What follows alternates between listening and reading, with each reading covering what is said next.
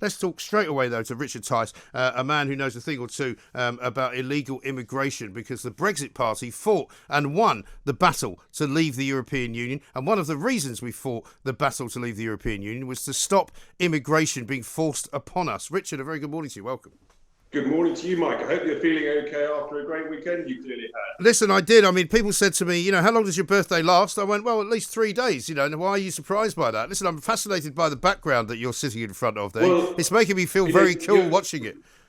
The truth is, Mike, you always talk about your wonderful view. I'm stuck in a non-air-conditioned office, so I thought I'll try and feel a bit cooler by having a different background. Do you know, it's working for me, I must say. But listen, let's talk about Nigel Farage was on Julie Hartley-Brewer's show this morning. He brought this to everybody's attention about 10 days ago. I put out a tweet last night saying, this is where it all began. I'm really pleased to see that everybody else has now picked up on the story. I'm pleased to see that Priti Patel has appointed now some commander or other to sort of take over the channel business. I know you will have reservations about how successful that may be, but at least we're moving in the right direction, it seems.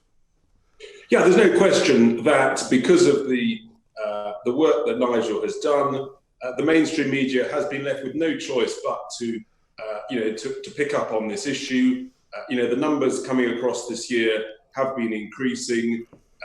It's been clear for some time this is going on, and at the moment, yes, we've got some warm words and all the right chat and noise and talk from the Home Secretary, but the question is whether or not they actually turn all the talk into action. That's what people really want to see. What is going to be the action? And it's not good enough just to say we're going to have a review, we've reached a new agreement. People want to see action and to see this being under control and stop. And the truth is, at the moment, there's just far too much incentive for too many people. There's so much money involved, and you've got to stop the money chain. This is a business. It's an industry, an illegal people smuggling business. It's over £1 million a day, is what I estimate at the moment, Mike. It really is extraordinary. And my worry as well, Richard, is that not only are the people smugglers getting rich, but the people who run companies like Serco and others, and there are several others, are also getting rich. And there's no incentive for them, these people who have got these massive government contracts, to stop bringing people in. Well, it's fascinating, isn't it? So Serco reduced their half-year results last week. And, if you're a shareholder, you're delighted. Their turnover's up by about 25%, their profits are up by over 50%. And the contract that they secured in 2019 to look after asylum seekers, they admitted back then it was their biggest ever contract, almost £2 billion over a 10-year period. They said then they were looking after 17,000 asylum seekers. In these results they've just announced, they say they're looking after an additional nearly 3,000 asylum seekers, and that they'll earn some £150 million this year alone. So it's great business for them. The last thing in the world they want is for this problem to be sorted. Exactly right. And there seems to be two levels of entry into this country for these illegal immigrants. One is the place where they get taken to as a hotel. And I've got a story from the weekend in Birmingham where even Birmingham City Council are upset because they weren't told what they were being forced to do in their own community, i.e. basically that there were plans to relocate 238 asylum seekers days before the first were due to arrive. And you sort of go, well, how is this possible? There seems to be this kind of almost clandestine operation going on. Local MPs don't know about it, local councils don't know about it, and if they're not being housed, in hotels, they're being given accommodation, on a relatively permanent basis. I think they all absolutely know about it, Mike. The councils know, the local MPs know.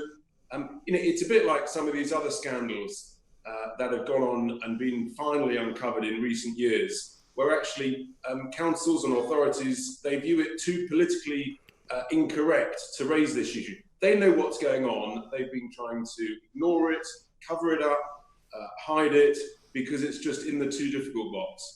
But finally, this issue has become clear. Many people have contacted Nigel Farage to say there's a hotel here, there's a hotel there. There are hundreds of them all over the country.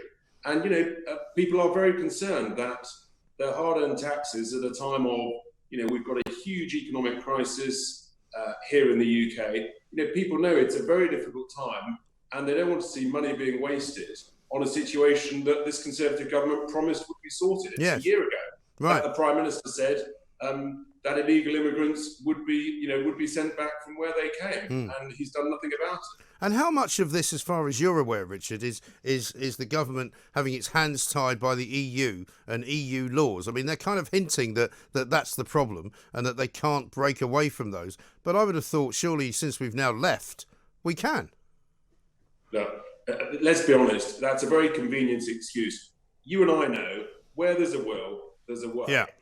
And if we take a constructive approach to this, I actually believe that would be perfectly possible to reach an agreement with the French authorities to say, look, actually, this is a joint problem. Let's run it as a joint operation. And let's focus on making sure that the people smugglers cannot get their vile trade going, because we prevent them from getting the dinghies and the boats from leaving the shores of France. There's about a 30 to 40 mile stretch of coastline. It would not be beyond the wit of man to have, let's say, give or take, 20 or 30 fast-moving boats, with joint teams on board that are patrolling that coastline, preventing those boats from leaving, and arresting them and finding, who's actually organising this. And again, you've got to remove the incentive. The people smugglers, when they get caught, they need to know that basically they're going to jail for a very, very, very long time. And like most criminal enterprises, Richard, I mean, I've always been one of those of the belief that if you leave your front door open, you're much more likely to get robbed than if you lock it. Similarly, if you leave your car window open, you're far more likely to get something stolen out of it than if you shut it. Therefore, if you make it difficult for people to come here, they'll stop coming in such numbers. And I'm sure there must be ways of doing it, because I was told last week by a merchant seaman who rang in, who used to work on the ferries, who said there's a very small window every single day of when the tide is in the right direction for these people to come here. So you don't even have to patrol 24/7. You just have to patrol when the tide is running.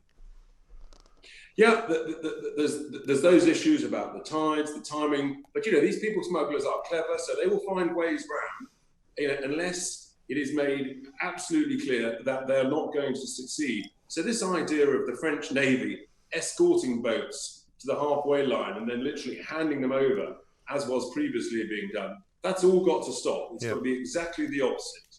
A joint operation that catches the boats literally within a few hundred yards of leaving the French shore and return them, and have security services arrest the people that are setting the boats off, the smugglers. And people need to know that nobody who comes this way into the UK will ever be granted asylum. It's about incentives. Remove the incentive and it will stop. They saw that in Australia. They very successfully dealt with it. We can do the same. It requires political will. And what do you make of these people like David Miliband, Ian Dunt, who actually issued this as a tweet yesterday? Anyone crossing the channel in a rubber dinghy is in a state of acute desperation. I'm proud they think Britain is a place of hope. I feel sorry for those so incapable of empathy that they see them only as invaders. I mean, I've never read so much rubbish in my life until Dawn Butler came out with a video. What on earth anybody wants to listen to David Miliband? Here's a man who basically fled the country so that he could earn hundreds and thousands of pounds, if not millions of pounds, working for an international charity. So let's put him to one side. Yeah. And as to this issue of being desperate, listen, hundreds of thousands of people are going on holiday to France. It's not a desperate country. It's a wonderful country. It is a safe country. It requires political will between the two governments, to catch the smugglers, to stop people leaving the French shores, and to deal with them on a joint basis, and then this issue will be sorted. Yes, because my worry is that this is a much bigger problem than we even know. I've been asking people to write to their local MP and ask the question, could you please confirm or deny that you are currently in my constituency housing anyone in a hotel at my expense who is from a different country and is here illegally? And so far, you'd be amazed how few MPs have actually returned the favour of a letter or an email. So I'm going to start putting the pressure on the local MPs, I think, to try and get them so that we can get a picture of how big this problem is. Because at the very least, it would seem there's about 50,000 illegal immigrants here being housed in hotels. There's no question. I think most of those MPs do know, where there are detention centres or hotels that are being used as centres for asylum seekers, illegal immigrants. They know full well, Mike, but the last thing in the world they want is to admit it and that they've done nothing about it.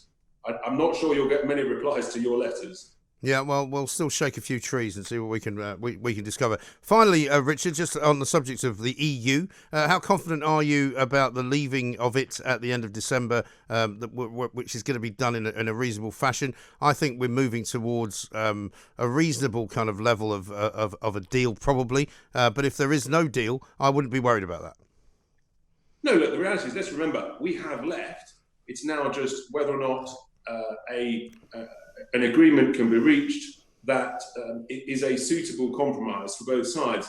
I'm still optimistic that a partial deal will be reached, albeit at the 11th hour, which will maintain some red lines for both sides. And the great thing about trade deals is you don't have to agree everything up front. You can agree a phased deal on some of the key issues. And I think that's eminently likely. But let's remember, the truth is that the trade deal between the UK and the EU is actually a drop in the ocean compared to the much, much bigger economic crisis that we have got staring us in the face. You've only got to look out of your window, Mike, across the city of London. It is deserted.